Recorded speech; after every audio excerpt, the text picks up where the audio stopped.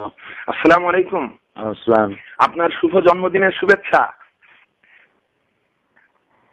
হুমায়ুন। জি আমি আচ্ছা, বুঝতে পারি তুমি ছাড়া আর কে। এটা কারো মনে থাকে না, আমার নিজেরও মনে নেই। আল্লাহ তোমার প্রতি রহম করুন, ভালো রাখুন। আপনি হলো কোথায় এখন? আমি আমার টেবিলে, পড়ার টেবিলে বসা। ও আচ্ছা। কোরআন শরীফ তেলাওয়াত করতেছি। ওই যে চট্টগ্রামের মাহফিলের ডেট হয়েছে নাকি?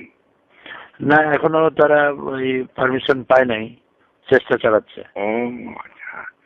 আজকে কি থাকবেন ঢাকাতে সারাদিন? হ্যাঁ, বাসে আছি। ও আচ্ছা।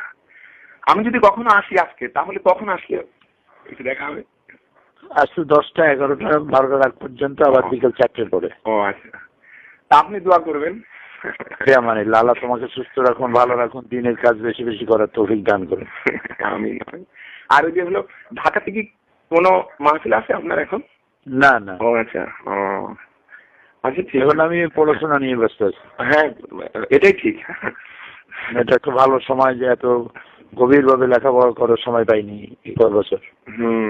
ঠিক। আল্লাহর রহমত। দেখা যাক।